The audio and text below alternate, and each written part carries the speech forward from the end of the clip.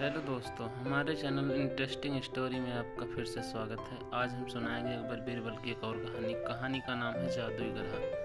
तो आइए शुरू करते हैं। कहानी अगर पसंद आए तो हमारे चैनल को लाइक करें, शेयर करें और सब्सक्राइब भी करें। एक समय की बात है, बादशाह अकबर ने अपने बेगम के जन्मदिन के लिए बहुत ही खूबसूरत और बेशकीमती हार बनवाया था। अब जन्मदिन आया तो बादशाह अकबर ने वह हार अपनी बेगम को तोहफे में दे दिया, जो उसकी बेगम को बहुत पसंद आया। अगली रात बेगम साहिबा ने वह हार गले से उतारकर एक संदूक में रख दिया। जब इस बात को कई दिन गुजर गए तो एक दिन बेगम साहिबा ने हार पहनने के लिए संदूक खोला, लेकिन हार कहीं नहीं मिला। इससे वह बहुत उदास हो गई और इस बारे में बादशाह अकबर को बताया। इस बारे में पता चलते ही बादशाह अकबर ने अपने सैनिकों को हार ढूंढने का आदेश दे दिया, लेकिन हार कहीं नहीं मिला। इससे अकबर को यकीन हो गया कि बेगम का हार चोरी हो गया है। फिर अकबर ने बीरबल को महल में आने के लिए बुलावा भेजा। जब बीरबल आया तो अकबर ने सारी बात बताई और हार को खोज निकालने की जिम्मेदारी उसे सौंप दी। बीरबल ने समय व्यर्थ किए बिना ही राजमहल में काम करने वाले सभी लोगों को दरबार में आने के लिए संदेश भिजवाया।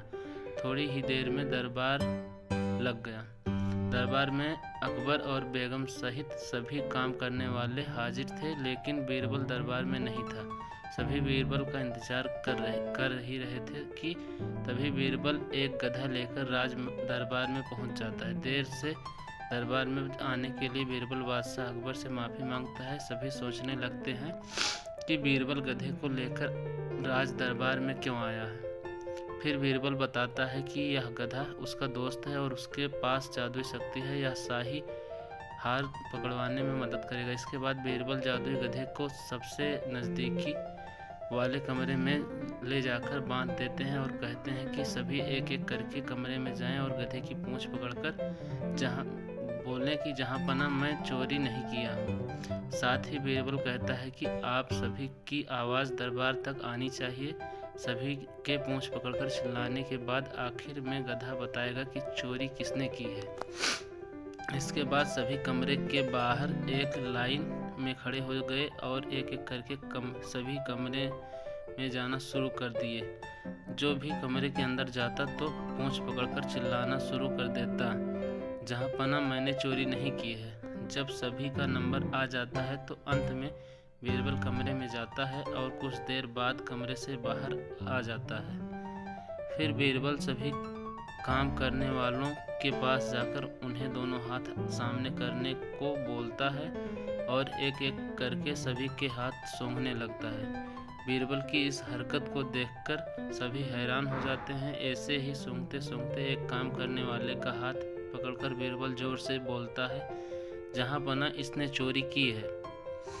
ये सुनकर अकबर बीरबल से कहते हैं, तुम इतनी यकीन के साथ कैसे कह सकते हो कि चोरी इस सेवक ने ही की है? क्या तुम्हें जादुई गधे ने इसका नाम बताया है? तब बीरबल बोलता है, जहां पना यह गधा जादुई नहीं है, यह बाकी गधों की तरह साधारण ही है। बस मैंने इस गधे की पूंछ पर एक खास तरह का इत्र लगाया है। सभी सेवकों ने गधे की पूंछ को पकड़ा, बस इस चोर को छोड़कर, इसलिए इसके हाथ से इत्र की खुशबू नहीं आ रही है। फिर चोर को पकड़ लिया गया और उससे चोरी के सभी सामान के साथ ही बेगम का हार भी बरामद कर लिया गया। बीरबल की इस अक्लमंदी की सभी ने सराहना की और बेगम ने खुश होकर बादशाह अकबर से उसे उपहार भी दिलवाया।